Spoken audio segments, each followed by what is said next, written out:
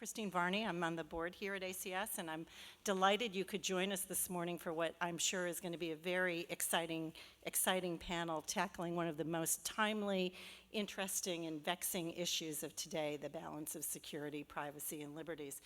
And to lead us through this discussion, we're very fortunate this morning to have Steve Vladeck. Steve is a professor of law and an associate dean for scholarship at American University Washington College of Law. His teaching and research focus on the intersection of federal jurisdiction, constitutional law, and national security. He's an award-winning teacher and scholar, a member of the American Law Institute, a senior editor of the Journal of National Security and Law Policy, co-editor of the Just Security blog, a senior contributor to the Lawfare blog, and a Supreme Court fellow at the Constitution Project, as well as a fellow at the Center on National Security at Fordham. Stephen is a 2004 graduate of Yale, and he's a two-time clerk, both in the 9th Circuit and the 11th Circuit, and perfectly well prepared to manage and lead this very dynamic and probably contentious panel. So I'll turn it over to you, Stephen. Great, thanks, Christine. I don't know about contentious, although I guess that's up to me. First let me apologize on behalf of Siobhan Gorman, who is supposed to be the moderator. Siobhan came down ill, so you're stuck with me. I am not her. A couple of housekeeping notes before I introduce our panelists this morning. First, for CLE folks, this session has been approved for CLE credit. If you're interested in receiving CLE credit, please make sure you sign in on the attendance record outside the room, pick up a certificate, and fill out an evaluation. I was awesome, by the way.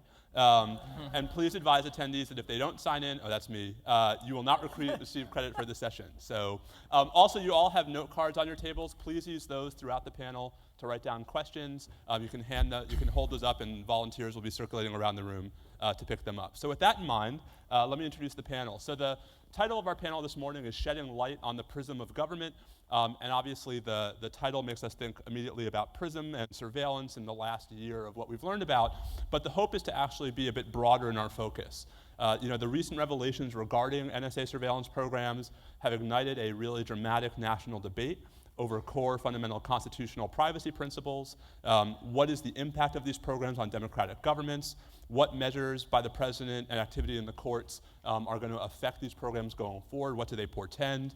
How do we actually reconcile the existence of these programs of covert post-9/11 detention and interrogation measures, of targeted killings, of the surreptitious FISA court? How do all of those things inform our national conversation regarding the relationship between accountability and national security? So our goal this morning is to explore these questions and whether it's truly possible to balance the government's interest in secrecy and national security with the public's interest in privacy and in transparency. And to do that, we've assembled really 4 leading voices on these topics. I'm actually going to introduce them in a strange order, in alphabetical order, I guess is the best order to go. Starting on my right with Jamie Gorelick. Jamie's a partner at WilmerHale.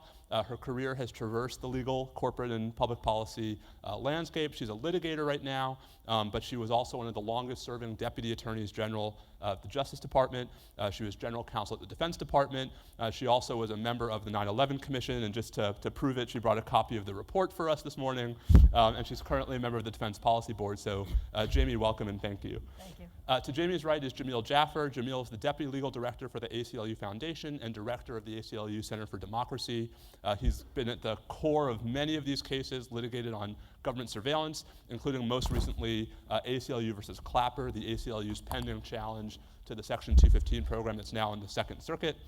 He's also litigated cases relating to detention and interrogation, including a major FOIA case that resulted in the release of the Bush administration's legal memo on the enhanced interrogation program. And he's currently working on a book about individual privacy and official secrecy. So we should just let him present the book and we can all just sit here and listen. Jamil, nice to have you, thanks.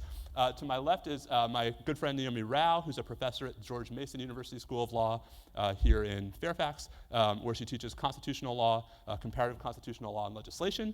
Prior to joining George Mason in 2006, Naomi was an associate counsel at the White House under President George W. Bush. She was counsel to the U.S. Senate Judiciary Committee, where she was responsible for judicial nominations and various other constitutional law issues. And she's also worked in private practice in the London office of Clifford Chance, specializing in public international law and commercial arbitration. So Naomi, nice to have you. And last but certainly not least is Peter Swire. Peter is the Nancy J. and Lawrence P. Huang Professor at Georgia Tech in the Scheller College of Business. He's a well-known privacy and cyber law scholar, and last year he was one of the 5 members of President Obama's review group on intelligence and communications technologies, better known as, it says here the NSA review panel, although in my head it's just the PRG. Peter can tell us which acronym he prefers. He served under President Clinton as Chief Counselor for Privacy in the Office of Management and Budget, and under President Obama he's also been Special Assistant to the President for Economic Policy in the National Economic Council. So Peter, nice to have you. And with all that, I'm going to start with Jamie. And so Jamie, you were on the 9/11 Commission. There were so many concerns at the time that part of why we had a hard time putting the pieces together before 9/11 was insufficient tools and insufficient cooperation and insufficient coordination within the intelligence community. In one sense, though, the concerns that have come out lately about surveillance and targeted killings are a reflection of a shift in public mood, right, and one that President Obama may have indeed precipitated. So I guess the first question at the biggest level, what post-9/11 policies do you think we should be reevaluating? Now that we're 13 years past 9/11 and almost a decade past 9/11 report, where would you start? So I think it's important to remember that in this country, the tension between security and liberty has pretty much always been part of our firmament. And in recent years, as in the last maybe 4 decades, you can see very clearly the pendulum swings between national security and civil liberties. So you had the Church Committee in the 70s putting in place constraints on the national security community. And then when something bad happens, when we are threatened in some way, people say, oh, horror of horrors, we weren't using all the tools at our disposal and we weren't protecting ourselves. We weren't connecting all the dots. We constrained the FBI, we constrained the NSA, and we shouldn't be doing that because it makes us less safe. And then people become less afraid, as I think they are now, and they start to worry more about the civil liberties piece, and the pendulum swings the other way. And I'm old enough to have seen many of these swings, and even knowing, as I do, that that's just part of our firmament, it is nevertheless disquieting, because we do need to get to a place where the two concepts live in harmony as well as they can. This problem is exacerbated, of course, by a reasonably never-ending war. I mean, we remain on a war footing. You don't have to have much imagination when you look at what's happening in Iraq and Syria to see that the people who have flocked there, some of whom come from the United States, could easily come back. We are number one enemy for a lot of the bad actors who are there. And so, the former 9/11 commissioners actually getting together to make a little report in July, which is the 10th. It's not the sequel. This is a very big book. It will be a short set of comments, but one of the comments is that we shouldn't be complacent. That because we haven't been attacked doesn't mean we won't be, and we can't undermine the tools. Now, that doesn't mean that we shouldn't be vigilant in the protection of our civil liberties. I mean, I would remind people, the reason I brought this was not just as a prop, but I brought it to remind people that the Gorelick provision in there at page 395 was a kind of note to say we are suggesting a lot of things that would make our government better able to protect us. But those actions will shift a tremendous amount of power to the government. And you need to have checks. And the trouble with checks in the national security environment, which is really the premise of this panel, is that it's hard to talk about it without undermining the very programs that you're trying to put in place. And so we suggested the Civil Liberties Board to be inside the government as an advocate for civil liberties and civil rights, well informed, and inside the debates within the government. We said, I'll just read it. We said, we must find ways of reconciling security with liberty, since the success of one helps protect the other. The choice between them is a false choice. And our history has shown us that insecurity threatens liberty. And that's what I would remind everyone, that the worst threat to our civil liberties is when something bad and scary happens. People are pretty ready to give up their civil liberties in that moment.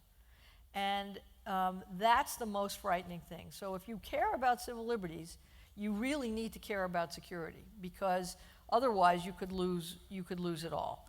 I would just say two other quick points. One is that, as I mentioned, the challenge is to be able to have a debate about what the government says its authorities and powers are and how it intends to use them, without undermining the tools themselves by disclosing so much that the enemies understand what you're doing and can evade those techniques.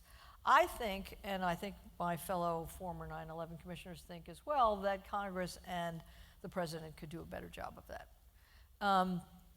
And the second thing I would say is, in terms of direct answer to your question, what could we do, what should we do that we haven't done?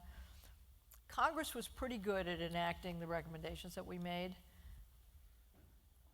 in that all of the recommendations that they implemented were directed at the executive branch. The one place where Congress did not enact the reforms that we recommended were the reforms recommended as to Congress. So we have, I would say, dysfunctional or minimally functional oversight of the Department of Homeland Security. 103 committees oversee. So you tell me who thinks they're accountable for the overall strategy. And a director of national intelligence who does not have one oversight committee for the whole intel budget, but has pieces everywhere and has to navigate among them, which undermines both his agility and the oversight. So, and also, if I may, and also I think questions about the intelligence committees themselves and how effective they've been as checks on these activities. The one comment I would make about that is, I know it'll shock everyone in this audience to hear this, but sometimes members of Congress are briefed on things and are okay with it until they become public, and the public is outraged, and then they say, they didn't know, they were hamstrung, it was not adequate, and they blame other people. And this happened a little bit post-Snowden, but not as much as I would have liked to have seen. I would have liked to have seen the leadership say, we were briefed on this, and we thought these were appropriate uses of national authority. If that was true. I mean, we have to have a little honesty here in this. Now, they are hamstrung somewhat because they don't have the usual staffing, they don't have the usual machinery that they have outside the national security context. But most of these authorities were very well briefed. So I would leave it at that. I mean, we'll get into some of the authorities specifically, but Peter, I want to ask you a sort of still a framing question, which is, Jamie says that a lot of this is cyclical and periodic and sort of inevitable crisis reaction, long-term sort of counter-reaction. What's the role of technology in this conversation? Because, I think one of the things that has changed the dynamic of this conversation as opposed to, say, the one of the 1970s or the one right after 9/11 is just how much more capabilities we appear to have. Is that a difference in degree or in kind? How important is that to this conversation? Well, thanks. One thing is that the similarities are bigger than people sometimes see. So there was the cycle in the 60s and into the 70s, Vietnam War and all that, where the agencies were doing lots of domestic surveillance. And then there was this huge revelations in the 70s of domestic surveillance by foreign intelligence agencies. And we got the Church Commission and we got FISA. And FISA, interestingly, was a time when there was a Democratic president, and there were a lot of Republicans in Congress who maybe didn't like the Democratic president, and they could use that dislike of the president to team up with civil liberties people on the Democratic side and pass FISA. And so if you want to be optimistic about reform, you'll notice that the structure of Congress and the presidency is very similar today. There's at least a few people on the Hill who don't seem to like the president. And one or two. And there's also strong civil liberties instincts within the Democratic side. And so the usual partisan divisions aren't there. So there's at least a possibility of persuasion. a possibility that you break out of the partisan stalemate and then say, well, where are the things where we actually think things should change? And the second thing is that these cycles happen with the courts and the Congress. During that period, there had been a whole period around wiretaps, domestic and for foreign, where the courts and Congress were sort of inching along trying to figure out how to do things. And that ended up with some Fourth Amendment decisions and FISA and the wiretap laws. And now we've seen from the 11th Circuit, from U.S. v. Jones, we have seen the courts trying to take the Fourth Amendment more seriously. And we have Congress starting to move towards reforms here. And so it's a possibility in this next cycle that we'll see some real changes. So the technology is different. We have to figure out emails, we have to figure out upstream collection or whatever. But the institutional patterns are quite similar. And I think those similarities, I'm seeing nods from Jamie, those similarities to me are more striking. And the opportunity for this sort of once in every 30 or 40 year change is what we're facing right now. So I'm pretty hopeful about that, rather than being as depressed as usually we are when we talk about civil liberties or whatever like that. Well, I'll try to beat that out of you in the next half an hour or so. Okay. But so Naomi, before we sort of get into a more specific conversation about the three topics we want to cover: surveillance, interrogation, and targeted killings, I mean, I guess one last framing question, which is, is it a realistic statement that what we know today suggests that the courts, especially in Congress to maybe a lesser degree, are serving a meaningful oversight checking function on the executive branch in this universe? And insofar as either they aren't or we don't know, could they? Well, I think with respect to the courts, we saw at least 5 or 6 years ago, there were a number of meaningful checks exercised by the Supreme Court on the executive branch and what it was doing. I think they've kind of stepped away from some of this in recent years, and I think one of the interesting dynamics here is you see when the court steps in, oftentimes Congress is less willing to step in, like with the areas of detainees and interrogation and things like that. Congress has not really been willing to kind of step forward and have meaningful reform. But I think it's possible, and as Peter says, right, there's potential for some bipartisan action in this area. But I think Congress especially faces a kind of institutional difficulty because they are a they and not an it. And oftentimes, there are many committees, as Jamie mentioned, and individual members have their own individual interests, they have their committee interests, they have their partisan interests, and oftentimes getting together to actually get something done becomes very difficult. So with that, I mean, I do want to pivot us into a more specific discussion of surveillance. And Jamil, if you don't mind, I might throw the first question to you. It's been about a year since the Snowden revelations obviously made some news, for better or for worse. Where are we? I mean, right, I guess, we're in Washington, D.C. But, looking back on the last year, what in your view hasn't happened? What should have happened? Where do things stand today? Right. Well, I think that in many ways we're in a very different place now than we were 18 months ago, and I think Peter touched on some of that, and I share Peter's optimism about the possibility of this discussion turning into something, turning into real reform. One way in which things have changed is that, at least in the courts, 18 months ago, or in fact, for the last 30 years, whenever anybody has tried to engage the courts in a conversation about the lawfulness of these policies, not just the surveillance policies, but for that matter, national security policy more generally, the government, the executive branch, has been very successful at keeping that conversation out of the courts. And the language that the courts have used to close the courthouse doors has changed. It's varied. Sometimes it's the state secrets doctrine, sometimes it's standing, sometimes it's political questions, sometimes it's immunity, sometimes it's special factors on Bivens, which I know, Steve, you've written a lot about. But the bottom line is that the conversation that the courts have been engaged in, and there are some exceptions to this, but this is, I think, for the most part true, the conversation that the courts have been engaged in is not a conversation about the merits of national security policy, but rather a conversation about how that conversation can be kept out of the courthouse. And that has changed. And it's changed in part because of Snowden, and it's changed in part because I think that the deference that the government was afforded in the months and years after 9/11 has gradually been eroded, largely by the government itself, because the government itself turned out to have misled the courts, misled the public, and adopted policies that, when they were disclosed, couldn't survive public scrutiny. And I think the result of all that is now we're having a very healthy and overdue debate in the courts as elsewhere about the merits of these policies. Now, I think people reasonably have different views about the merits of the policies, and we'll have to see how that debate works out. As I said, I'm optimistic, but I think it's, however that debate turns out, it's a very good thing that we're having this kind of grown-up conversation now about whether, for example, warrantless wiretapping is constitutional, rather than spinning our wheels over the question of who gets to raise that question in the courts at all. I think that's a really important development, and we have Snowden, among other people, to thank for it. I guess, if I can push back on that for 1 second, right? It seems like a lot of the litigation that this has now spawned, including ACLU versus Clapper, the lawsuit in the Second Circuit, because of those decisions you referred to, would not have been possible but for Snowden.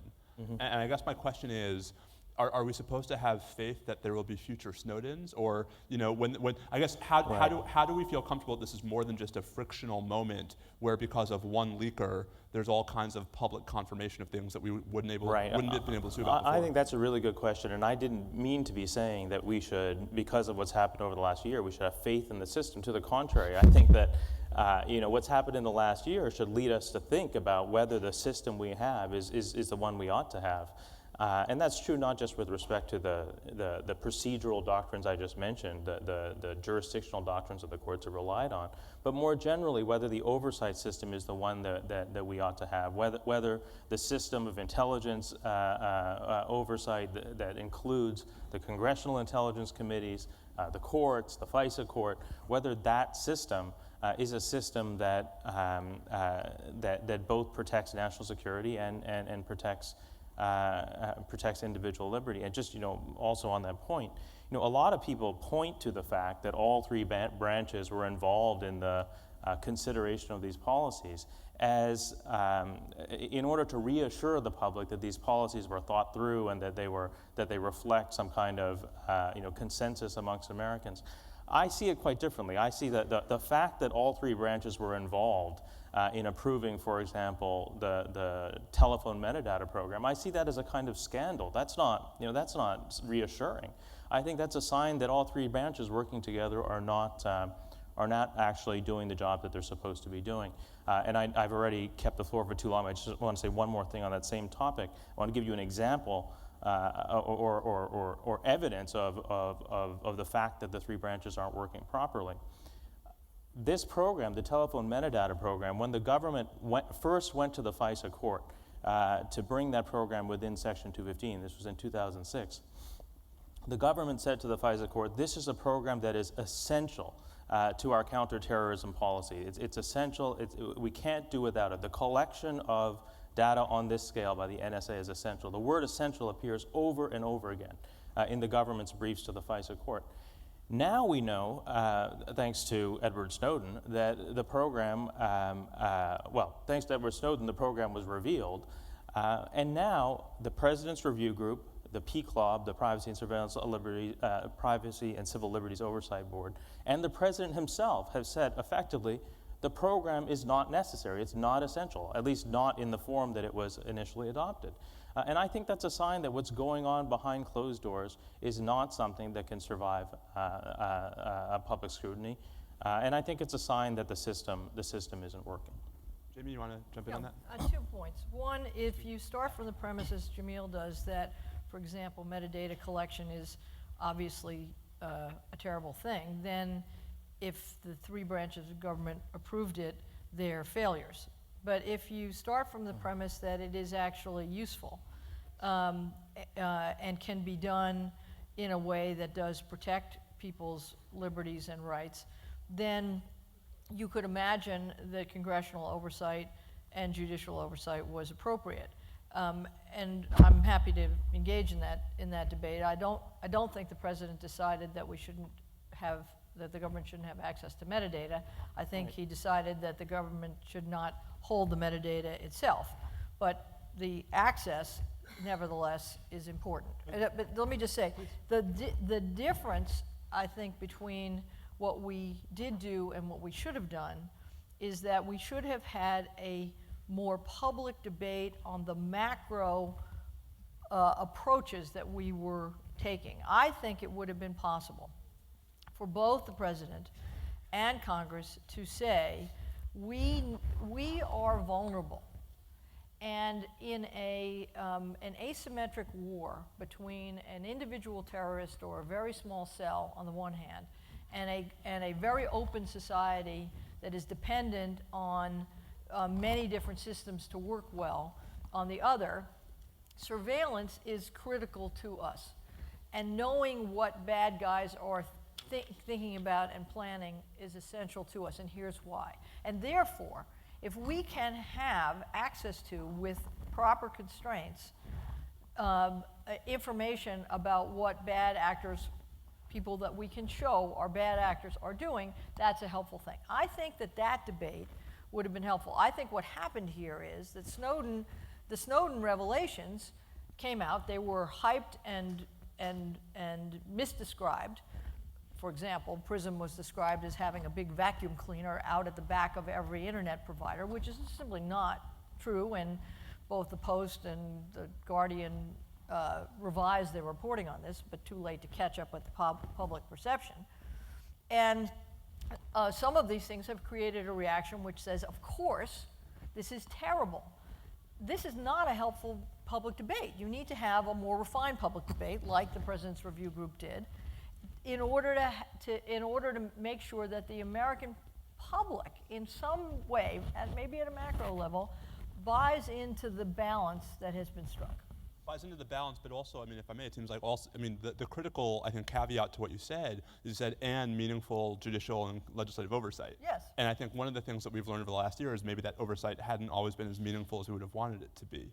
Yeah, and we can talk about that. I would simply say I have less faith in the ability of the courts to do this than maybe some others. It's very difficult for a judge to do other than announce principles about what our rights mean.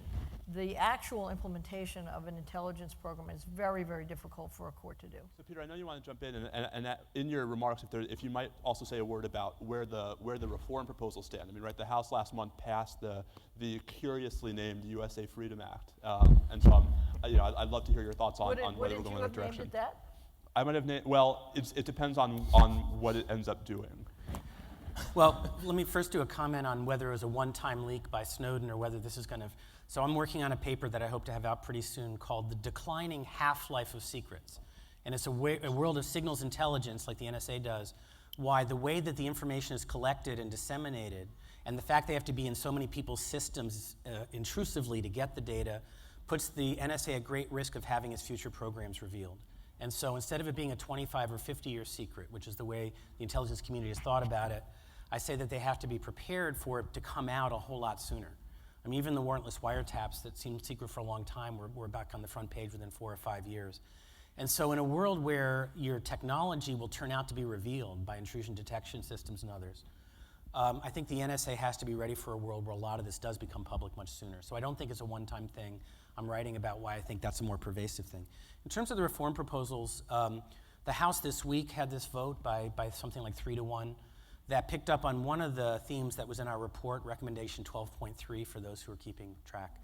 And that has to do with something called the Section 702 program, which is if the target is overseas but one end is in the United States, or if it's being intercepted in the United States, the FISA Amendments Act say you can grab all the content. And if there's a known bad guy or suspected bad guy in France or Pakistan or Germany or whatever, it makes sense to have the authority to target that person. A lot of those communications are back to the US. Somebody you're in the room could be talking with them. The lawyers could be talking to somebody overseas, whatever. And so there could be US person things picked up. And the recommendation and the House vote are that if this information is picked up about US communications incidentally, that should not go into a new secret database that gets searched by law enforcement or national security people. And so our report highlighted this, that there were not legal checks against that, and there's been testimony by the administration that things of this sort do happen. And now the House, by a very decisive vote, bipartisan vote, has said this backdoor searches of US persons' data should be stopped. So that's an important moment. That's a rider to a defense bill. It's just the House. But it's a sign of sort of continuing pressure to do things that that's relatively interesting. In terms of the USA Freedom Act, the focus there has been, is bulk collection going to be allowed or not allowed? It got diminished in terms of protections about that in the House as it went through the process. Now it goes over to the Senate. And we're going to have this, I think, quite interesting, I hope by the end of the year, conference where these things get brought together. Probably what will happen is that Jamil will have to say all the things that are wrong with it. An optimist like me will say this is a historic set of changes you never could have seen coming. And it'll probably be somewhere in there if it passes. I was just saying, you'll both be right. And we'll both be right, to that extent, as we hope are often the case. So I think these proposals are really being fought through. It's worth getting into the weeds and having people do it. And one other reason that this has got some momentum behind it is that the civil liberties instincts are teamed in the lobbying with the United States technology industry. Microsoft, Google, Facebook, these people are getting hammered overseas by their customers, by their government customers, et cetera, and they're feeling a pinch in a way that's just not been true previously. And so you have people in Congress like to be on the side of the tech industry and America's tech future. If you have America's tech future and civil liberties on one side, that creates the possibility for movement, and that's the alliances we've been seeing on the Hill. So keeping that pressure up and keeping focused on the issues and seeing where incremental change can happen, I think is important, but there's been growing support for something, and I think we'll see what comes out of it. So Naomi, I know you want to jump in on this, and I want to give you a chance to do so, but I also want to ask you a segue question. So Peter has a lot of faith in Congress. Wow. How about this? Peter has more faith in Congress than at least two of the other people sitting up here.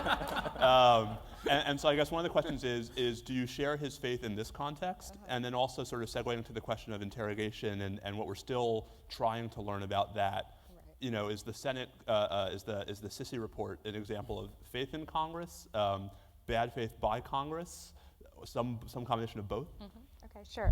So one of the things I wanted to say just with respect to the leaks is I think one of the interesting things about the leaks is oftentimes when we've had these leaks, it raises all of this sort of awareness about civil liberties, which is important and should be part of the discussion. But I think often once the leaks are made and there's awareness about civil liberties, there's often not, because of secrecy, because of things we can't know, we often don't know the benefits of what those programs are, right? So I think the leaks elevate the topic of civil liberties, but oftentimes it's hard to have a good public debate about what the benefits might be, both because some of the benefits may be uncertain with respect to the administration and some of them can't necessarily be revealed. So I think oftentimes, I'm not saying we shouldn't have such a public debate, I think it is important to have one with respect to accountability, but it's often an asymmetric one, especially, I think, when those leaks are made. But isn't the asymmetry exactly the opposite, at least often? The problem isn't that the government is hamstrung, the government can't say these programs are effective. Just the opposite. The government says these programs are effective without having to provide evidence for it, right? That's what happened, for example, with what I was calling the torture program and Steve called the enhanced interrogation program. That's what happened with that program, and I think it's happening with the targeted killing program too. The government says this program is narrow, it's closely supervised, it's effective, and that may be true to an extent, right? But the fact that so much is secret allows the government to say those things without having to defend them. The government can say those things, and the moment somebody asks a question, the government says, well, it's a covert program, it's a classified program, we can't discuss anymore. So, I'm not saying that the phenomenon that you described doesn't occur too, but there's at least a countervailing phenomenon, and I think that often that one is more significant than the other one. It's always been the role of Congress. Well, so let's talk about Congress a bit, and I guess, and I want to start by sort of in the specific context of interrogation. Mm-hmm. So I think we learned yesterday that now it sounds like the Sisi report might be out Labor Day weekend, I guess is the news story about the Sisi report. Jamil, am I going to be alive when the torture report comes out? I'm not sure. I mean, I'm not sure how to understand that document that the government filed last week. I mean, it certainly sounds like it will be out before Labor Day. I hope that's true. But let me back up. I mean, just to be clear for everyone, this is a report about acts that took place 10 or more years ago, right? This is a report that was written, 5 or 6 years ago? Mm-hmm. And here it is 2014, and we're still talking about whether the report should be disclosed in some kind of redacted form. Does that, if this is the Senate Intelligence Committee's long-standing views on what happened, shouldn't we have some sense of what they are? Yeah, I think it's a very frustrating thing that by the time the public is brought into the conversation, often these issues are, just of historical importance. They're no longer the issues that really matter. I think we see the same thing on targeted killing, where, we got an order a few weeks ago from the Second Circuit requiring the government to disclose the so-called drone memo, which is the memo that was the basis for the killing of an American citizen in Yemen in 2011. And that memo may be released as soon as Monday, but even if it's released on Monday, this is 4 years after we started litigating this case, and 2 years after the killing of that particular American citizen. And just to be clear, right, and part of the pressure to release the memo had nothing to do with your litigation. That's and right. And everything to do with David Barron's nomination to the First Exactly, Circuit. that's right. Which that's is right. why I told the sponsors of this program not to seat me next to Jamil, because I might try to kill him. I have my own definition of targeted killing. But now, can I ask you a question? I'm not the Sure. moderator here, but what's so my day. What? what's so outrageous about the position that the ACLU took, which was the Senate should not vote on the confirmation of a federal judge without seeing the most consequential thing that the federal judge wrote, that the proposed federal judge wrote? Okay. Well, no, I mean, he's a federal judge now, right? We Okay, can say- number two, Then two proposed. answers. Number one, every senator had available to him or her, and most of them did read the actual opinion. That's not true. That is That's not true. true. That That is wasn't true. true until we made our stand. But you said that they should make it available. The White House made it available.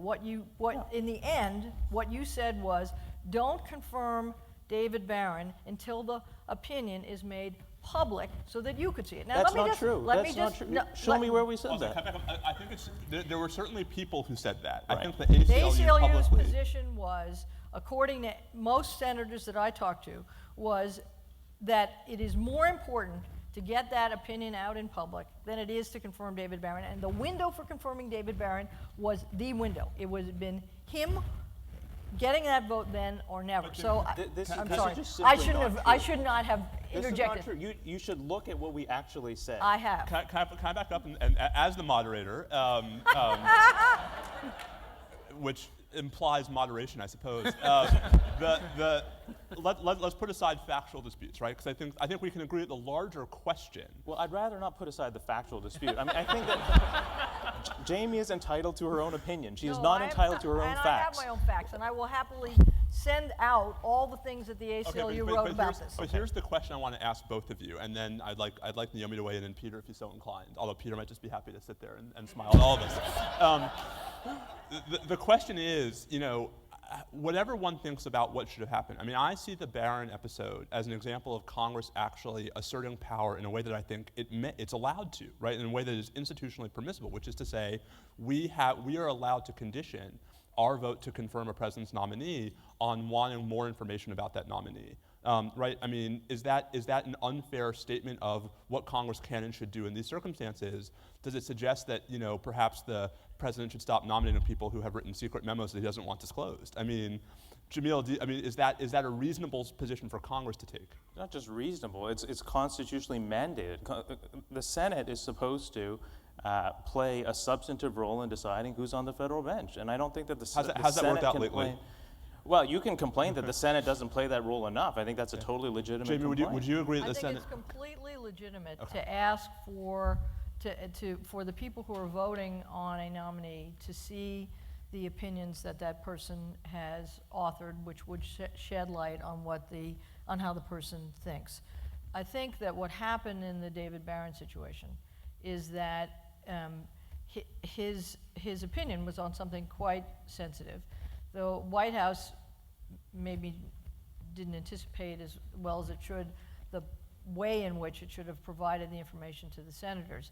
I have no problem with a senator saying, I don't want to vote until I read the opinion myself. I get that. Then you're in agreement But with the ACLU. no. That is, after the opinion was made available to all the senators, the ACLU persisted in saying, don't vote. And the problem here is, it's not that we can vote on this later. In the practical circumstances in which we found ourselves, with the nuclear option having been exercised for exactly 5 seats in the whole country, 3 in the DC Circuit, 1 on the 4th, 1 on the 1st, we were about to lose a really terrific judge on the First Circuit. And, we can take this outside, okay? But I would say that I totally agree with the proposition that senators voting on a nominee should understand the positions that they have taken. But then that begs the follow-up question, which is part of the senator's prerogative at that moment the right to insist not just on his or her access to the memo, but on his or her constituents? They have all the prerogatives in the world. It's not about their prerogatives. It's about what makes sense in this country. I mean, look, my view is I love transparency. I think it's a great principle. I was really not ready to give up a fabulous nominee for the First Circuit in order to get public access to that document before a vote which would have killed the nomination. And if in 2003, Russ Feingold had said the same thing about Jay Bybee. I would have said that Russ Feingold should see Jay Bybee's opinions. But not disclose them to the public. I would not have held up a vote if I were in favor of, look, the people who were holding him up, it was not Rand Paul. It was our people. It was Democrats who were holding him up. And I thought these people liked David Barron. They liked everything he had to say. They thought he would be a great judge, but they wanted to accommodate, they were worried about and wanted to accommodate a public disclosure. But this is really I'm sorry, I didn't mean to Shanghai this conversation. I think one of the things that this David Barron thing suggests is sort of the institutional weakness of the Senate, because I think we all agree that the Senate can ask for the memos. They can wait and demand the memos. May not make sense, and I'm certainly not suggesting David Barron shouldn't have been confirmed. I'm not actually even suggesting the executive should release the memo. But it's certainly the senator's prerogatives to say, we want to see it. And there's a different kind of accountability, right, when those memos become public, as opposed to, we looked at them, we think they're okay, we're going to confirm him, right? They may have to say something different about his nomination if they were public. And so it shows, it shows the partisan affiliation, right? Democratic senators don't want to give up, a good, qualified person for the First Circuit. And so then the institutional interests of the Senate are, sort of yield to that principle. A lot of those senators, I agree with all of that. A lot of those senators, though, asked for the memos long before David Barron ever, was a spark in anyone's eye. It was just something that, 18 months ago, right? And the administration didn't respond, and it was because the administration was so unforthcoming with respect to information about the program that the Senate found itself in this position where its only leverage came from holding up this nomination. And I just want to emphasize again that we never conditioned, the ACLU never conditioned, never said that the vote should be conditioned on the public release of the memo. We called for the public release of the memo. We're still calling for the public release of the memo, but we never tied the two things together. So I want to ask one more. I thought I got one sentence. Oh, sorry, Peter. So the idea that the Senate rubber stamps judicial confirmations too easily is a bizarre claim, right? People in this room usually are spending all their time saying how obstructionist the Senate is, how they come up with every excuse to stop I think the that president. was said yesterday in this room. Okay, so I just noticed that the discussion here has been those senators. They're just they just don't get enough information and don't get enough chances to hold things up. That's a bizarre perspective on the Senate that we live in. I don't think that's a fair characterization of no, but it's my one views instance or that's Jamie's. different. But I think that But the it is Peter complaint. defending Congress again. It is Peter defending. So Congress. the moment that you actually can get a vote by this president in Congress is such a rare and special moment that prudentially you might want to be careful It's true for about. all presidents. It's true for other presidents too. The delay's been much longer under this president. Yeah, I mean, I think that, I'm certainly not saying that the Senate should hold up more nominations as a general matter. But I do think that, two things. First, there's a question of how the Senate uses its power to hold up votes, right, and when, right, and that's a separate question. But the other thing I want to say, just I feel like Jamie has put me on the defensive a little bit, but the ACLU is not the Democratic Party. That's not why we exist. We exist to be principled, and we try to be we principled. exist not to be principled. Well, I don't think the position that you're taking is a principled one in this particular instance. Can I suggest that I think we can all agree that the ACLU and the Democratic Party sometimes have differing goals. How about that? Yeah. Can we agree to that? Okay. That was a rhetorical question, right? Was it? I'm supposed to ask everyone in the audience, I'm supposed to remind you to write your own questions on note cards, and please phrase strong views on ACLU versus Democratic Party in the form of a question. Before we get to audience questions, I want to sort of ask a more specific question about targeted killing, because I think that raises this the gestalt of this conversation quite nicely, which is to say, so who ultimately is checking targeted killings? I mean, one could have made Jamie's point about how members of Congress are up in arms only once the public realizes, only once the public knows about what they previously approved in this context. One can make the point about how there's no real room for the courts thus far, right? Jamil, there have been 2 opportunities by the family of Anwar al-Awlaki to sue, to challenge his targeted killing, one beforehand, one after. Both were dismissed by federal judges here in Washington. Whatever we think of the merits of targeted killing as a national security counterterrorism policy, who's ensuring that it's being carried out, faithfully to the law? Now, the president's response is going to be, we have all these rigorous internal executive branch checks. Attorney General Holder gave a speech at Northwestern where he says, due process is not in all cases a requirement of judicial process. We can satisfy that through internal executive branch procedures. And I guess my question is, even if that's true, how can we be sure? And if we can't be sure, what does that say about where we're going with regard to oversight and accountability? Is that the right question? Well, what do you think is the right question? Well, let's just say that you're comparing targeted killings to the battlefield. Let's just assume that the analogy here, I was in the Clinton administration when the president decided to launch missiles to try to knock out Osama bin Laden and his confreres. And that's an act of war. When we are on a battlefield, we don't have anybody adjudicating who we shoot at. And so if you're thinking about it that way, all the procedures that have been put in place with regard to drones are additional to what would normally take place. So all I'm saying is it kind of depends on how you... There's a big assumption there, right? There's a lot of them.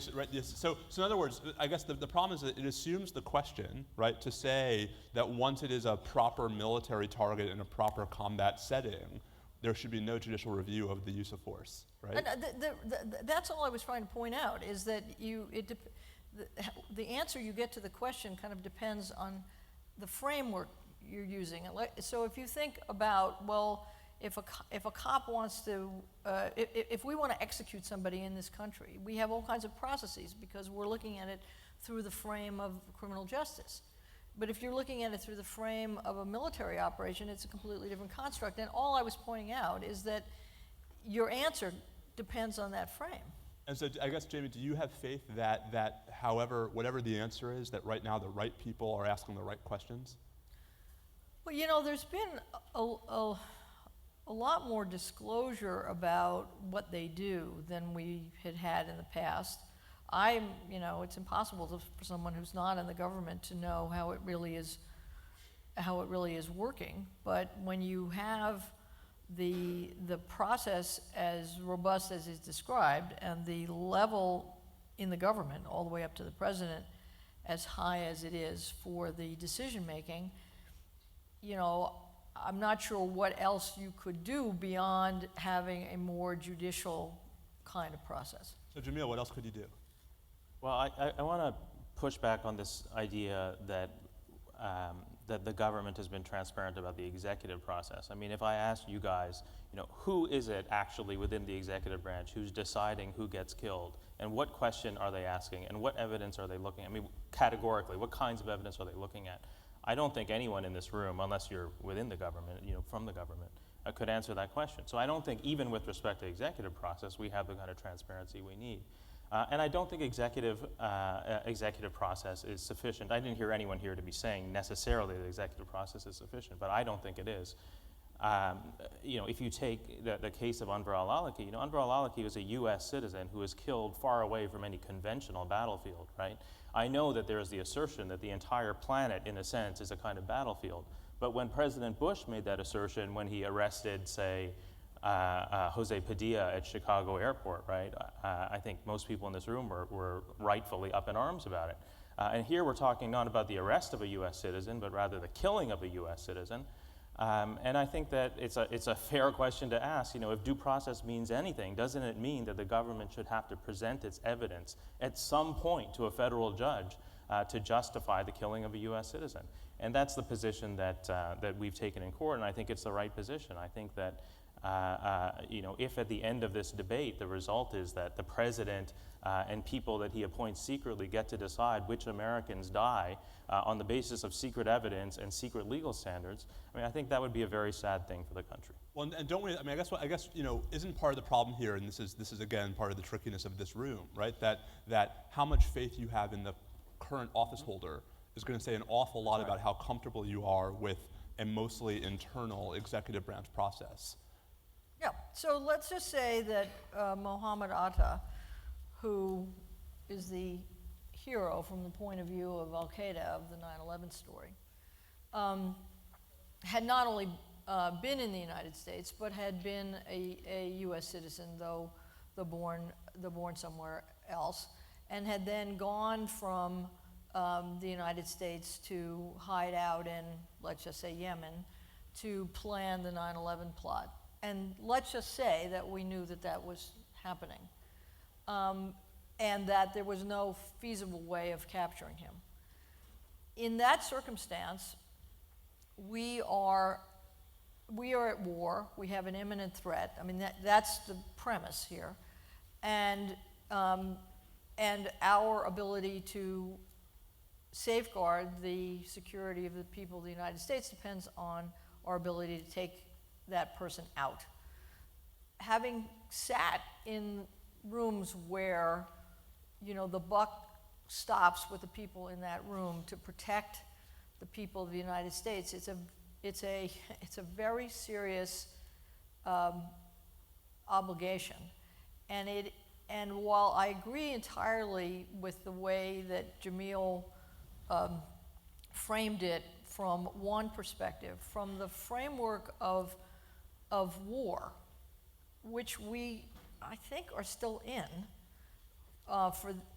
in these circumstances. Al-Awlaki was a participant in the 9/11 plot, and he continued his activities in ways that were extremely dangerous to us. So while it is true he was an American citizen, he was not operating the way we think about American citizens operating. He was trying very hard to do us harm. But doesn't that suggest then that if in fact the Al-Awlaki lawsuit, Naomi, I want to bring you in on this, that in fact if the Al-Awlaki lawsuit had gotten to the merits, the government just would have won, right? That is to say, we shouldn't be shy about asking these questions, that if in fact there's this evidence, if in fact there are these clear proofs that he was an imminent ongoing threat to U.S. national security, fine, his parents are going to lose that lawsuit on the ground that the U.S. had every legal justification under the sun for using force against it. Naomi, isn't that fair? I mean, maybe that's the case, right? But you still have courts then second-guessing a wartime decision, right? And I think there's a question, as Jamie mentioned at the outset, why are drones necessarily different, right? Why is a targeted killing necessarily a different type of decision than any other type of wartime battlefield type of decision? And I think there's also a question, we feel strongly it matters that someone is a citizen, but if they have taken up arms against us and they're on the foreign battlefield or in an area that is hostile to us, then why a different framework? And so, yes, you could go to court and maybe the administration would be vindicated, but you could say that about any imminent threat or any imminent battlefield decision, right? If it was justified, then the court would validate it. Isn't part of the problem with targeted killing specifically, though, that it allows for a blurring of the battlefield line, right? I mean, that's to say, in a conventional war, right, if we had wanted to use force in Yemen, that would have required combat troops. That would have required some kind of boots on the ground. But we're not the ones who have blurred the battlefield, right? Al-Qaeda has blurred the battlefield, right? They hide, right, among civilians. They go everywhere. I mean, they have changed the nature of the battlefield, right? They are not typical combatants. I'm not right? disagreeing with that, but isn't that blurring then raising the distinct specter that more mistakes are going to be made, and that the government has an I mean, right, in World War II, if the U.S. Army is engaged in a tank battle in Belgium, the odds that they're going to be accidentally killing civilians who they mistake for military targets in the middle of a large tank battle are pretty slim, as compared to, right, a drone strike. In a tank battle in a Really? populated area, Are you it's slim kidding? that civilians get hurt? That's a bizarre No, factual but claim. if the civilians are still there, Yeah. All right, Yeah. fine. Well, so it's a bad hypothetical. You know.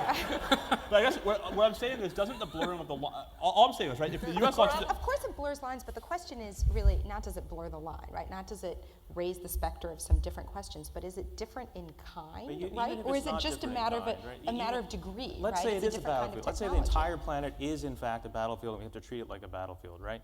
Think of Hamdi, the Supreme Court's decision in Hamdi, right? Hamdi involved a US citizen who was picked up on the battlefield during an actual armed conflict. And even with somebody who was picked up on an actual battlefield, the court said he's entitled to a judicial hearing. At some point, the government has to provide evidence to a federal judge to justify the detention of this person. And the only argument I'm making is that surely the same is true if you're killing somebody far away from a battlefield. I don't think the argument is weaker in that context. I really see very big but distinctions what else? between those two. But Jamil also left out the most important part of the Hamdi story, which Well, is that because when he came to U.S. soil.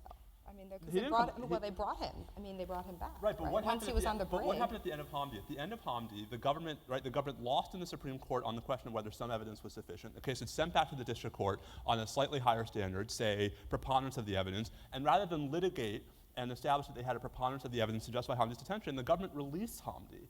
Right? So it was entirely because of judicial proceedings where there's a higher evidentiary burden placed upon the government that the government said we can't justify holding him anymore, and we released him. So Well, that's because we're not, look, my law firm and my partners litigated those cases. We are probably one of the leading firms to do the detainee cases and the litigation of the detention cases in the Supreme Court. So I do see very significant distinctions. The problem for the government is, if you are collecting information on a battlefield, it is highly unlikely to look like the kind of information that you need in a court of criminal justice. but why isn't that also true in a case like Hamdi? I mean, right, there are 149 men still at Guantanamo who are there based on battlefield evidence. That's true. Right? So why are those 149 cases, which are still the subject of habeas litigation, different from a post hoc damages suit brought by a victim of a targeted killing who says that the government acted irrationally and based on completely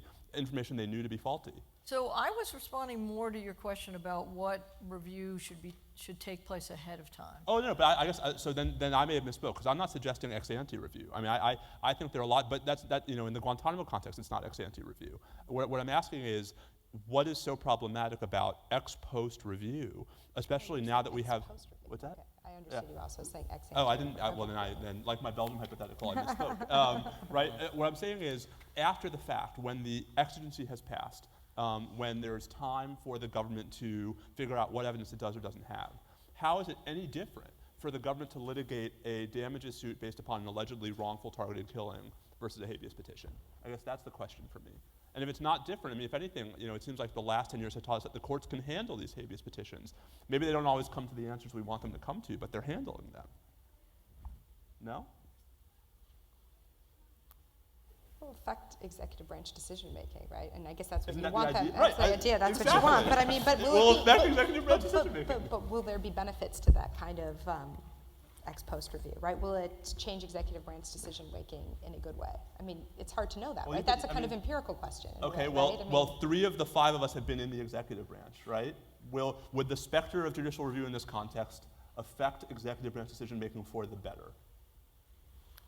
I didn't work directly on these issues, so I mean, I assume that it would, but. I don't know. I haven't thought enough about it, honestly. What would happen if you litigated after the fact the battlefield decisions, which in essence is what they are, on targeted killings. I don't know. Peter? I think you'd expect chilling by the executive branch. I think that if you think in the moment you're making your best decision, and then you think, do I have enough evidence that I can show to some third party? There's a lot of times where your best judgment is to do something, but you might not have all the evidence. But don't you want that kind of hesitation? If you're I think killing that- an American, Again, right? it really depends. If you see it as a wartime decision, Yeah, and that's more why- people are going to die under every scenario, and you're trying to figure out where I'm more going to die or not, and you can over-lawyer war very easily.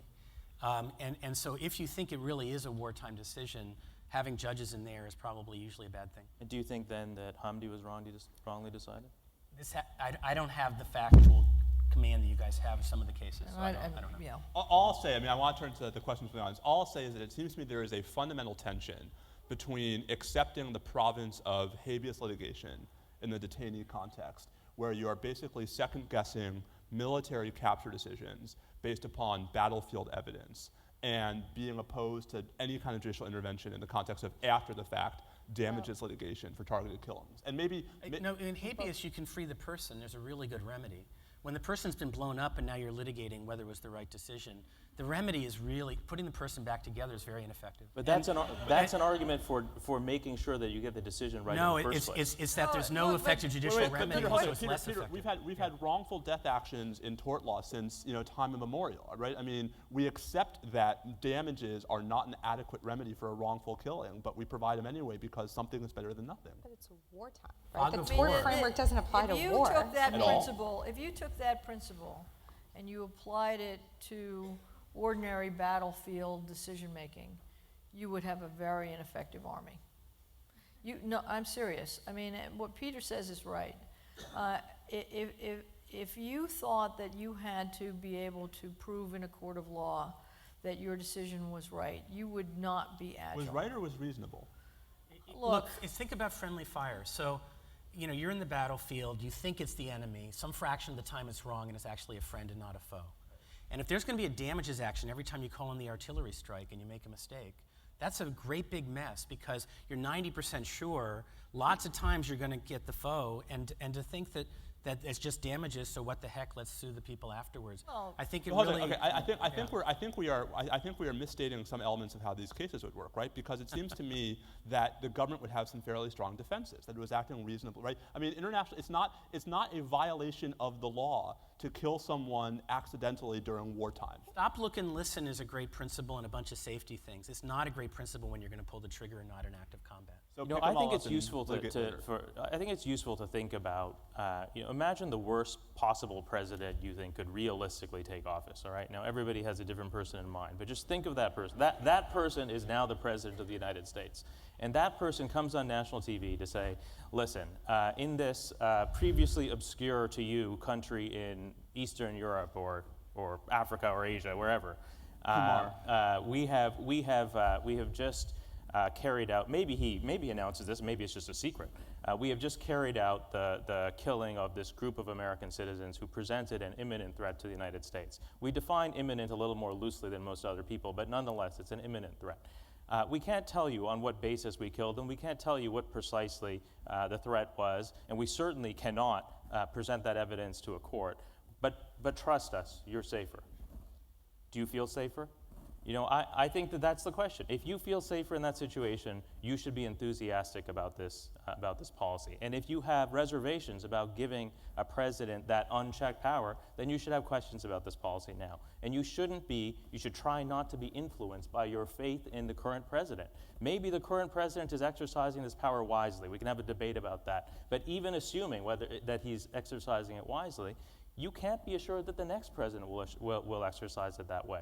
And in fact, if you look at the way that American presidents have used national security policies in the past, you can be pretty well assured that if you give a president this power, at some point, 5 years from now, or 10 years from now, or 20 years from now, it'll be grossly abused. So you have to take that possibility into account when you build the system. I think the line system, from I'm sorry,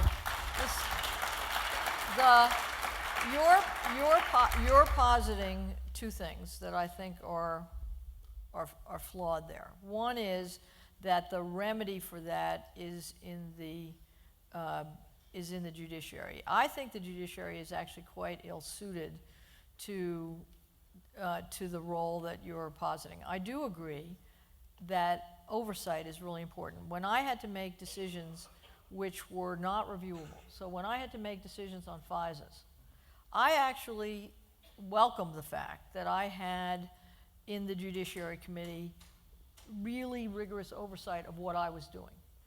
It matters to know that there's somebody who's going to ask you a question.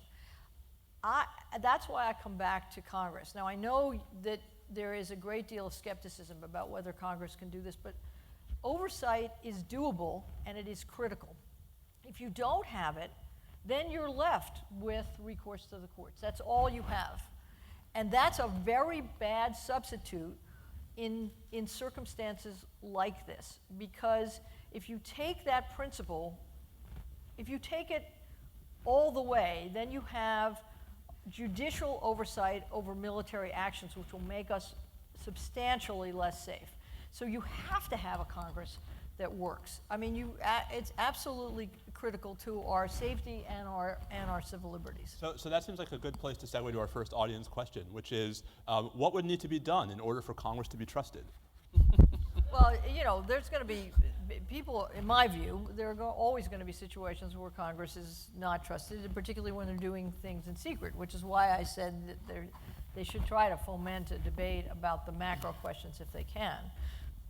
But, you know, I think I have been the subject myself of robust oversight, and I think it does work, and I think it's really important to do it, and I think the American public needs to be a participant and an engaged set of participants in the oversight themselves. But so how would that work in the targeted kill context, for example, right? I mean, You'd have a regular set of oversight hearings in some of which would be public, some of which would be private, in which you get underneath and understand both the details of the decisions that have been made and the processes that are in place. So would for example, So you'd answer Jamil's question: who is doing this? Who exactly is doing this? Who are making the decisions? By what process? What information do they have available? What is the review process within the administration? I mean, you guys, you've seen this. It works. It can be made to work. Let me put it Part that of way. what happens in the intelligence committees is that they get briefed and are inside closed session, and there can end up being a very close alliance between the intelligence committees and the agencies they're overseeing, and it's quite hard for other perspectives to penetrate into that. Well, and so, Can I just finish that sentence? Please. So I think that the FISA had some great innovations. We have Article 3 judges, and we have the House and Senate Intelligence Committees coming in, and those created a whole set of oversight things. But over time, people get used to the way things are being done and end up approving it a lot. And so I think there's actually a need to reinvent these oversight things periodically, because the old ones get a little bit comfortable with the way things are.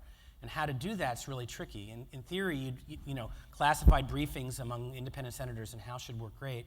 In practice, I think the committees get very close to the people they're overseeing over time. well, indeed. I mean, if I can illustrate this with an anecdote, I mean, there was an exchange last October where the chairman of the House Intelligence Committee suggested that Americans shouldn't be upset about the 215 program because, after all, your privacy is not violated if you don't know about it. And that's not a particularly extremist member of Congress. Well, maybe it is. That's the chair of the House Intelligence Committee, who is one of the two principal oversight figures in the intelligence universe. So how do you fix that mindset? What happened as a result of that comment? That was a public comment. what happened? Well, I think various late-night comedy shows had some fun with it. And beyond that?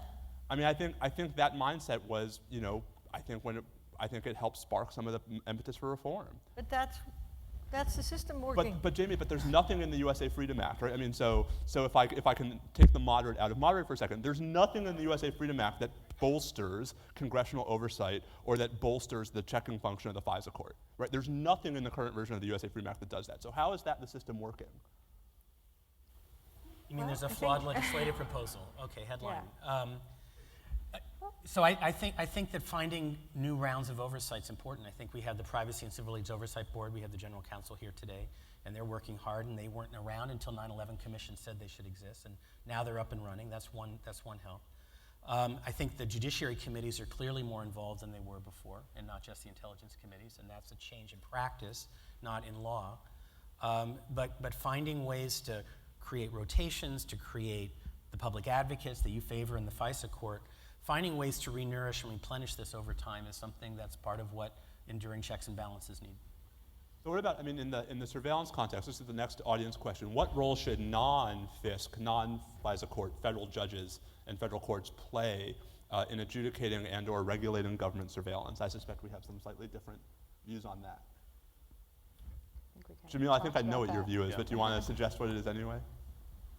I'd be curious to hear Peter's answer to that, if he's willing to go first. I don't have a full theory of that, but so there's certain. So I think right now, and you're litigating this, that there's cases where defendants are being brought up on charges where there was evidence developed in the FISA system. And I think this is a fascinating and important moment to see what happens, because there's a case in controversy, a criminal defendant's being there, they're not able to challenge the evidence, or they say that the evidence was gathered illegally. And I think my basic sense is it makes sense for federal judges to face that in their district court trial, that's an appropriate place, and not have it referred to FISA, which doesn't have a adjudicatory moment to do that. So I'm in favor of that, and I think it's a shame that the Solicitor General didn't know some of the facts when he told the Supreme Court what he told. I think we ended up with a much worse decision in the Supreme Court because he hadn't been informed properly. So. Peter, can I push back on that for a second? And so there's a decision last Monday by the Seventh Circuit in one of the first FISA disclosure cases, a case called Daoud, right, where Judge Posner writes this very Posner-esque 13-page opinion where he chastises the district court because in the context of a criminal prosecution, you had a defendant who brought a Franks motion, who basically wanted to collaterally attack the warrant on the ground that some of the supporting documents were knowingly or at least recklessly false and contained false information. And the problem under FISA is how do you do that without access to the supporting materials, right, to the materials the government submitted to the FISA court. But we have CIPA, we have the Class 7 Information Procedures Act. But I don't know why that isn't doesn't good work enough. here, right? So under FISA, the court's barred from disclosing. I haven't read the opinion. I don't know the exact procedure. But I guess what I'm saying is, right, if this faith in judges to handle this in the criminal context presupposes that criminal defendants who are having FISA evidence admitted against them will have the same rights as defendants who are having non-FISA evidence admitted against them, Daoud suggested that actually isn't true. Mm-hmm. You know, it's certainly true that in that particular case, Judge Posner for the Seventh Circuit held that the defense attorney wasn't entitled to see the underlying warrant application. And it's certainly true that over the last 30 years, no judge has ever held that a defense attorney should have access. I do think that the debate of the last year has changed the dynamic of that particular issue. And it wouldn't surprise me if certainly judges are asking more questions now about the government's representations with respect to FISA and FAA surveillance. And it wouldn't surprise me if other judges start giving defense attorneys access more often. And the Daoud case, you know, is not over yet. There's a possibility that they'll seek rehearing en banc or file a cert petition. You know, as to your opening question about the role that courts should play, I mean, I agree with Peter that at least in this particular context, ordinary federal judges have a role to play in evaluating the lawfulness of surveillance that leads to criminal prosecutions. I would say that the courts have a broader role than that. You know, if at the end of the day you say that the court should evaluate government surveillance when that surveillance shows up in prosecutions, you're only seeing the tip of the iceberg, right? Because most government surveillance doesn't result in a criminal prosecution. Well, and especially if that starts happening, even less of it will, right? Because the government will be incentivized to not use this information. That's right, but it's not true that surveillance affects only the people who are prosecuted, right? The possibility of surveillance, the existence of these surveillance authorities has an effect on the vitality of our democracy, even if that effect is difficult to measure. If you look at the affidavits that were filed in the ill-fated case that we took to the Supreme Court 2 years ago called Amnesty versus Clapper, the plaintiffs in that case were lawyers and journalists and human rights researchers, and they explained in great detail how their work had changed as a result of specific surveillance authorities that had been enacted over the previous decade, especially the FISA Amendments Act. And obviously, it's not a difference in kind. It's not that, you know, in 2008, Congress enacted this law, and after that law, you know, human rights research and criminal defense work just shut down. Obviously, that's not true. But it does affect the way that journalists do their job, that criminal defense lawyers do their job. In some cases, they don't talk about things on the phone anymore. Instead, they do it in person. In some cases, they travel overseas to meet with clients and witnesses rather than exchanging emails instead. And all of that has a cost. And in some cases, they just don't discuss things. They just decide, you know, this topic is too sensitive. And that has a real effect on their ability to represent their clients or their ability to do research. And again, you know, I don't want to overstate it. I don't want to pretend that, you know, the FISA Amendments Act turns us into, you know, a 21st century version of East Germany. It's not like that. But it does, at the margins, affect freedoms that we all care about: the freedom of speech, the freedom of association, and of course, privacy. And I think that it doesn't make sense for the courts to close their eyes to those harms.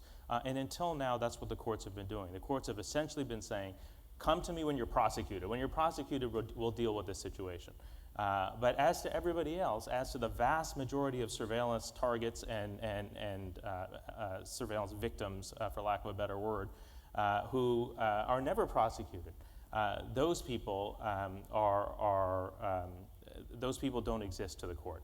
The courts believe, like Mike Rogers does, that if they can't see it, they shouldn't worry about it. Well, can I push back on this? Because it seems to me that if I were thinking about this from like a Pareto optimal perspective about how to best balance the government's, I think, recognized need to keep as much of these programs, at least insofar as they're lawful secret, right, with the concerns Jamil raises, wouldn't we prefer more robust secret litigation to more robust public civil litigation? I mean, I guess, right, why is sort of bolstering the FISA court not a more important focus of this conversation? Because it seems like that would actually allow for more sort of balancing of these perspectives. Well, I think it depends on the litigation you're thinking about. If you're talking about the application of one of these programs in a particular instance, I agree with you. I'm not arguing that when the government uses FISA against a particular criminal defendant, they should have to have the warrant, the warrant hearing in public. I don't think that makes any sense. It's not the way we do it, even in the law enforcement context. But when you're talking about the constitutionality of one of these programs that affects vast numbers of Americans, right? So the telephone metadata program, or the FISA Amendments Act itself, I don't think it makes sense to have that kind of hearing behind closed doors. I think Americans are entitled to know what the law is, and if the law is constitutional, why it's constitutional. And I think this is consistent with what something Jamie said earlier, though I'm sure she will correct me if I'm wrong. But I think you have to draw a distinction between the level of policy and the level of implementation. At the level of policy, I feel very strongly it has to be public. At the level of implementation, I think it should be and has always been secret. David, do you agree with that? I agree with the construct. The only other piece I would add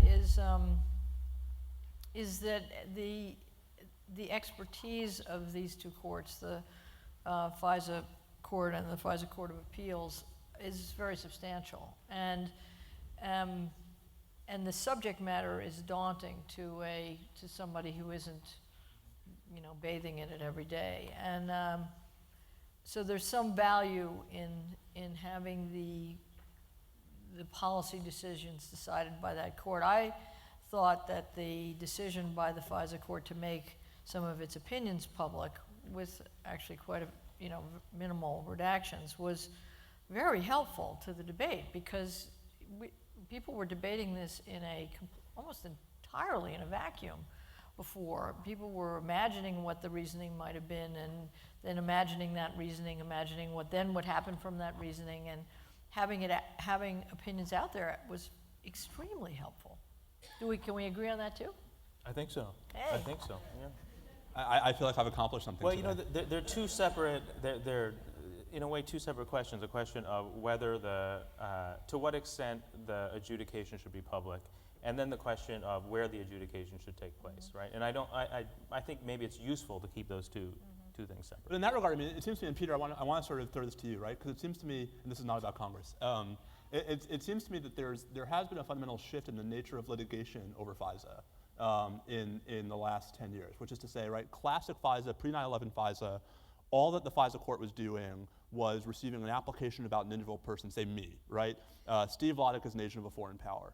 And that's the kind of thing, as Jamil says, that historically courts do in ex parte in-camera proceedings, and so it's not that weird, right, for a FISA court to be doing that ex parte in-camera.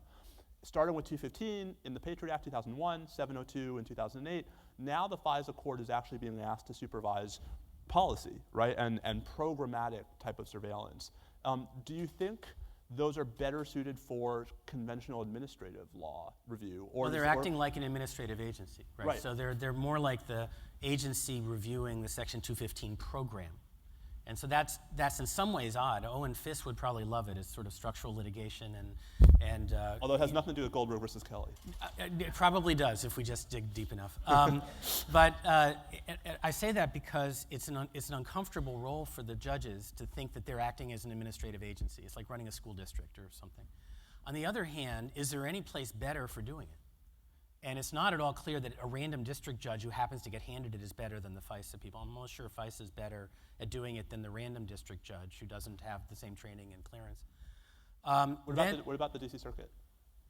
I don't have some reason to think they're magically better than the FISA court that's got their skiffs set up and a lot of training over time in the things. Have done it over. And have done it over time. There's a lot of learning. The complexity is really daunting. I agree with that. So having specialized judges makes sense. I do think that that's a reason to have the public advocate of some sort briefing and within the classified zone. And if you read the PCLOB report about Section 215, and you see it as what a really sophisticated analysis of 215 looks like. Think of it as if it were a brief about the problems with 215. That's massively more sophisticated and challenging than anything the FISA judges saw as they were approving it. And so there simply was not anything like the depth of analysis as the FISA judges approved 215 in its earlier rounds.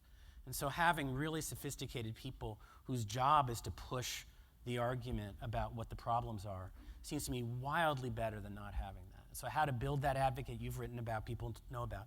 But I think probably the FISA court acting as an administrative agency, as uncomfortable as it is, and having a really good comment by informed people who have classified briefings, that's probably about the best you can do.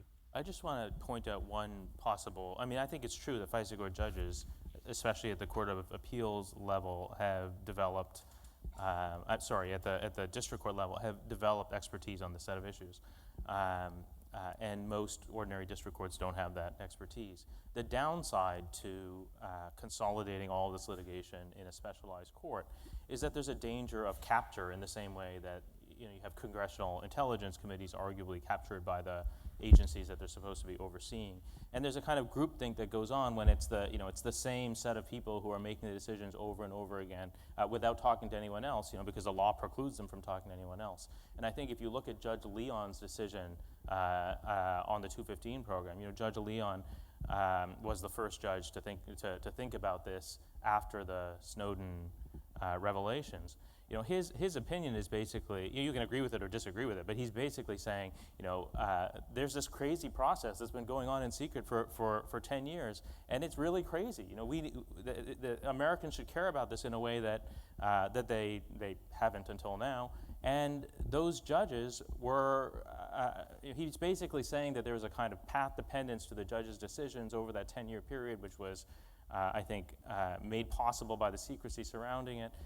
I think it's useful to have people like Judge Leon occasionally look at these things again with fresh eyes, or for the first time.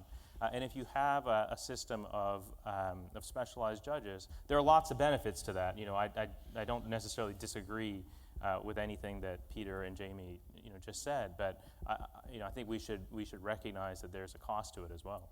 So I seem to be hearing, and correct me if I'm wrong, a theme here that every so often, 10 years, 30 years, et cetera, it's healthy to have a conversation about ensuring that these mechanisms are working the way that we want them to work. Is that too critical for me to say? It's necessary, and here's one reason why.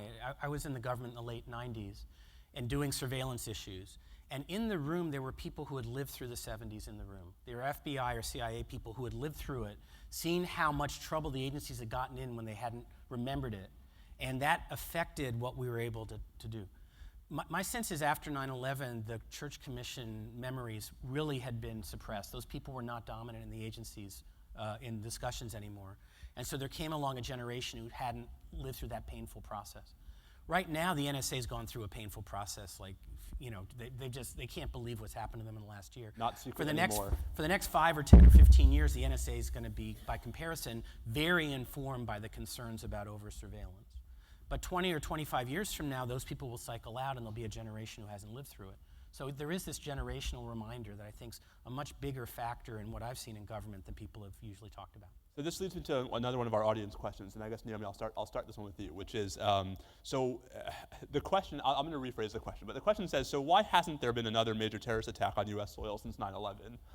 Assuming that we may not be able to answer that, I guess one of the ways I'd put that is, isn't part of the issue, right, the fact that now that we're 13 years past 9/11, we may have lost some of the urgency from this conversation. Right. Well, I think it's a useful question because it is good to remember that we haven't had another attack, right? So maybe something is working. Right? I guess Or maybe, I would push back in my snarkiness by saying Yeah. it depends on what you mean by attack. Right. But But we have had attacks. right. I mean, right, no, we have. We but haven't had anything on the scale. That's Yes. the thing. That's right. Well, I mean, there are a number of policies that were put in place by the Bush administration, which have largely been continued by the Obama administration, and, maybe they're keeping us safe. Or maybe not. Or maybe but, not. But the urgency, I think for the American people, a lot of the urgency has passed. So a lot of these discussions, I think, too, about, for instance, we're talking about why Congress doesn't necessarily do more to push back. I mean, I don't get the sense when I talk to people who aren't the sorts of folks who come to ACS conventions or the conventions I usually go to where everyone's wearing the James Madison ties, I think there is less urgency. People care less, and I think you see that sometimes with the And kind of oversight that's exercised because, it's been a long time now. And that is the point I think I started with, which is the worry that complacency will make us think that the only enemy we need to worry about is an overzealous government. I mean, the swings that we've been talking about here and that Peter so aptly summarized are real. And you can overswing in one direction or the other. Post 9/11, there was anyone who had decided to try to be careful about these distinctions that we've been talking about here was excoriated for not having been aggressive enough. And and now we're doing the opposite, which is somebody who took the authorities that they were given and that they thought Congress approved of, and did what they thought they were supposed to do is being excoriated, and they may now not do some things that they should do that would keep us safe. And that's what I was talking about at the outset, about trying to get to some sensible equilibrium between these two and not these wild swings which are dangerous on either end. So I guess, let me ask, at the risk of asking a political question in Washington. So we have elections coming up this fall, so I gather, right? There's a presidential election, 2 years in the offing. One of the odd things we've seen on these issues, right, is not necessarily the normal left-right divide. I mean, there's last summer when there was a vote to defund the 215 program that almost passed in the House. It was actually the far right wing of the Republican Party that came together with the left wing of the Democratic Party. Should we expect more of that in this universe? That it's going to be sort of the wings against the center, and is that likely to continue? Is that healthy for discourse? Is national security increasingly not a partisan issue, but a sort of centrist versus libertarian issue? Where are we going on the politics of national security? Or is it just that, it depends on who's in office and how much they can get a black eye for, say, getting back an American POW and or capturing a ringleader of a terrorist attack?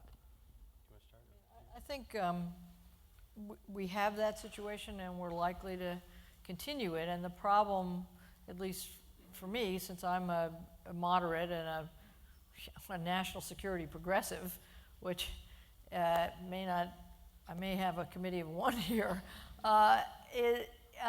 is that in the way the political parties are now seeing themselves, there's very little overlap. So the moderates are shrinking. And I saw a chart the other day which showed the ideological overlap of the Republicans in Congress and the Democrats in Congress in 1972 updated to today.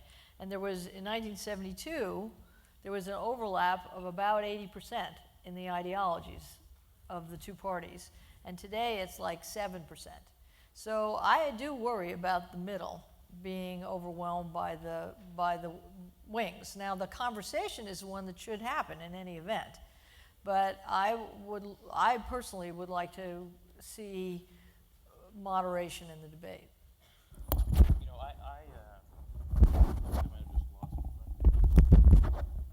Jamie didn't do it, I promise.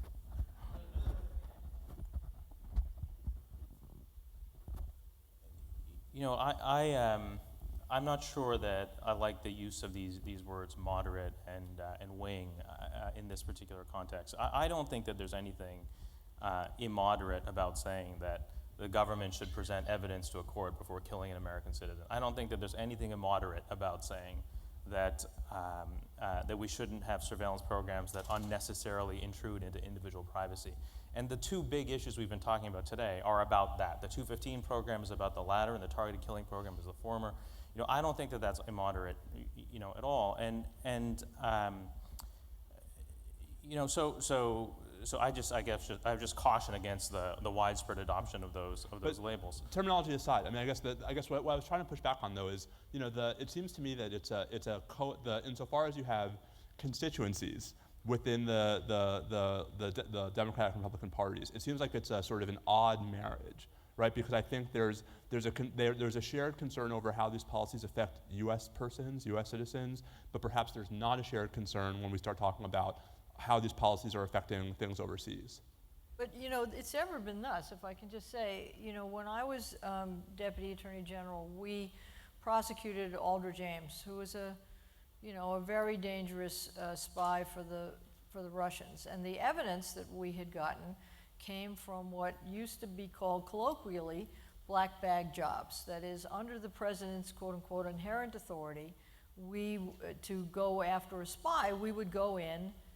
I mean, not me, but the FBI would go in and take evidence and use it to inform a counterintelligence investigation. And so when we went to prosecute him, we had this evidence that was kind of neither here nor there. It wasn't pursuant to a normal Title III warrant. It wasn't pursuant to a FISA. It was pursuant to this inherent authority, which had never had a proper judicial test. And so I said, well, we need to add, if we're going to do that sort of search, we need to add it to FISA. If it's going to be in the counterintelligence circumstance and you don't have the normal evidence that you would have for a Title III, you know, it needs to be within the FISA rubric, and you need to make those showings, and you need to go to a FISA court, and you need to get a warrant. On the right, that was attacked for giving up inherent presidential authority. On the left, it was attacked for sanctioning black bag jobs, searches without a Title III warrant, even though we were substituting a warrant proceeding. And I remember testifying on this and getting incoming, literally, when you're sitting before the House Judiciary Committee from the left and from the right, and wondering, do I have enough support in that middle to get this through? It turned out that we did, and we worked really hard, and we got it, and it was a really good reform, and it put a previously untethered program into a proper judicial context.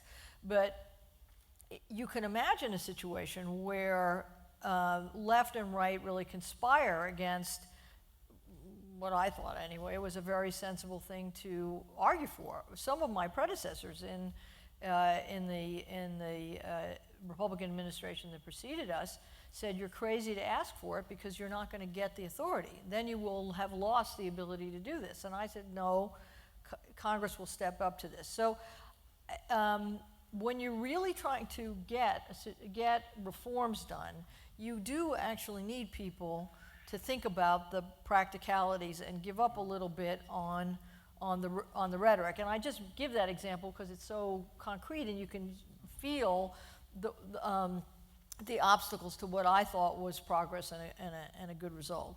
So let me ask, I mean, we have time, I think, for one more question, which I want to put to each of you and give you a chance to reflect on it. So the title of our panel is Shedding Light on the Prism of Government. If there was one thing you would like to see happen in the next 12 months as sort of a reform, whether it's a congressional reform, an executive reform, a judicial reform, a ACS reform, to better shed light on the prism of government, what is it?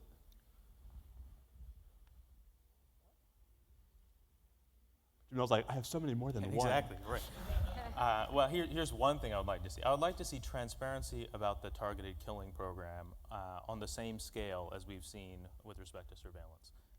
And I don't mean that I would like to see a Snowden come out and leak all those documents. What I mean is the government should release now what it should have released over the last 4 years, the OLC memos that are the basis for the program, information about civilian casualties, the factual basis for the killing of not just Anwar al-Awlaki, but Samir Khan and Abdul Rahman al-Awlaki, who's a 16-year-old American who's killed in Maybe Yemen. even the countries in which we've engaged A in. list of the countries in which we're actually engaged in targeted killing. I think that kind of information is information that the public has a right to. I don't think that we can have an informed debate about the wisdom and the effectiveness and the lawfulness of this program without that kind of information. I think that that kind of transparency is overdue. Jamie? I would agree and with this much of what Jamil said. I think that you can't have support for some of the things that we need to do to keep us safe without a more robust public debate, which has to be informed by something. Now, I don't know what the underlying issues are with disclosure, and I suspect that there is deep concern about operational security and protecting things that people whose job it is to protect our national security really think need to be protected. So I wouldn't go quite as far as Jamil because I don't know what I don't know. But what I do know is that we can't sustain the authorities that we need without a public that understands what we are doing, why we are doing it, and what the trade-offs are in doing so. And if we can't sustain those, my big worry is that some really bad thing will happen, and that will be the biggest threat to our civil liberties and our national security. Yami? I guess I'm not sure I agree with a lot of what Jamie said. I think it would be useful for the administration in terms of talking about this to also talk about some of the benefits. I know sometimes it's hard, right, Yeah. to sort of spell that out, and you can't say necessarily what all the benefits are, but being more candid about that instead of necessarily being on the defensive about the civil liberties, I think would also I agree help, with that entirely. help further the public debate. Peter? Two things. One, in terms of the benefits, the review group got briefed at the top levels, and we ended up saying on 215 we hadn't found that it was essential to stop any attack, but for some of the other authorities it clearly was. So there may be some ways to periodically have outside groups talk about the benefits, and that seemed to help the discussion here. The one I wanted to raise that hasn't been mentioned is in our review we had discussion of the so-called gag rules or non-disclosure orders around national security letters and some other government orders. And in the criminal context, if there's a communications provider that the communications provider isn't supposed to tip off the target of the investigation, and the gag rules tend to be on the order of weeks or months while the investigation is going forward. And for NSLs and other foreign intelligence ones, the gag orders seem to be on the order of 50 years as a default, which is quite a lot longer. And so we recommended changing some default rules where it's turned into more like standard investigative orders over months or a year. And then if the Attorney General certifies it's really important to keep it secret, then they can do that. But we don't have a default of this very large, tens of thousands a year national security letter investigations, a default of that staying secret for 50 years. And so I think that there's room between the foreign intelligence and the criminal to move it to something where we get more transparency about what's really going on, and I hope that happens. So clearly there's lots of work to be done. So before you go, I'm supposed to tell you that the breakout sessions immediately following this program are Your Day in Court, the undermining of access to justice in the congressional room. Is there a better way to appoint federal judges? I think Jamil and Jamie might have something to say about that. In the South American AB rooms, Beyond Citizens United and McCutcheon, What's Next for Campaign Finance Regulation in the Senate room, and Polluted Equality, the state of environmental justice in the federal A room. Volunteers will be on site to help direct you to those locations. But before you go, please join me in thanking our panelists for a lively conversation.